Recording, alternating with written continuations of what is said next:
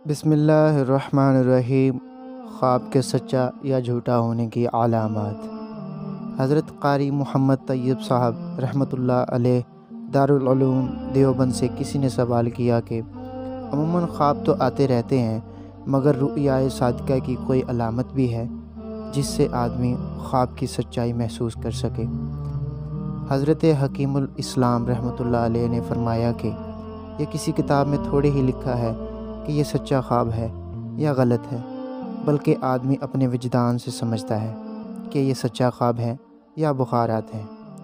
مثلاً کھانا زیادہ کھا لیا اور بخارات چڑھ گئے تو آدمی خود ہی سمجھ جاتا ہے کہ یہ تخیلات ہیں، خواب نہیں ہیں۔ لیکن ایک شخص وہ ہے جو نماز پڑھ کر دعائیں کر کے سویا اور پیٹ بھی خالی ہے اور قلب میں انفراح ہے، تو وہ جب خواب دیکھے گا تو اس کا ذہن خود ہی گواہی دے گا کہ یہ خواب سچا ہے، اور رؤیائے صادقہ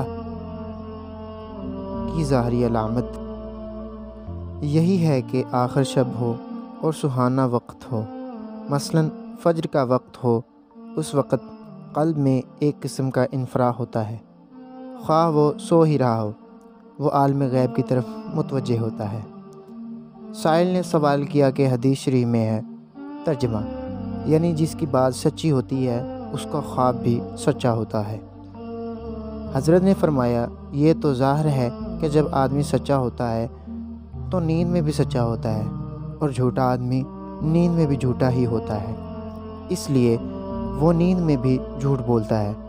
یہ تو حدیث شریف میں اصولی طور پر فرمایا گیا ہے، ورنہ اس قسم کی باتیں اکثر ہوتی ہیں، کیونکہ کفار بھی کبھی سچ دیکھتے ہیں، حالانکہ ان سے زیادہ جھوٹا کون ہو سکتا ہے کہ وہ عقائد میں جھوٹے ہی ہیں، عمل میں جھوٹے، مگر پھر بھی خواب سچا دیکھتے ہیں اور وہی واقعہ بن جاتا ہے۔ تو اس قسم کی جتنی چیزیں ہوتی ہیں یہ نہ سمجھا جائے کہ اس کے خلاف ہوتا ہی نہیں، جیسا کہ آپ صلی اللہ علیہ وآلہ وسلم نے فرمایا ترجمہ، یعنی اچھے چہروں میں خیر تلاش کرو، اور جن کا چہرہ اچھا نہیں ہوتا وہ قدرتاً ٹیڑھا ہوتا ہے، ان کا دماغ بھی ٹیڑھا ہوتا ہے۔ قاعدہ اکثر یہی ہے، کیونکہ بعض دفعہ نہایت ہی سیاہ فام شخص عالم باعمل ہوتا ہے، اور بعض دفعہ نہایت ہی حسین و جمیل شخص نہایت پلید ذہن ہوتا ہے۔ تو قدرت دکھانے کے لیے بعض دفعہ اللہ تعالیٰ اس قاعدہ کو اکثر یہ کے خلاف بھی کر دیتے ہیں۔ بہرحال اس حدیث شریف کا حاصل تو یہی ہے کہ جس کے قلب کے میں صدق کا ملکہ ہوتا ہے وہ سوتے جاگتے دونوں صورتوں میں سچا ہی رہے گا، اور جس کے قلب میں مبالغہ آرائی اور جھوٹ کا ملکہ ہے وہ خواب میں بھی جھوٹ بولے گا، اور کوئی بعید نہیں ہے۔ اکثر تو ایسا ہی ہوتا ہے، مگر کبھی کبھی اس کے خلاف بھی ہو جایا کرتا ہے۔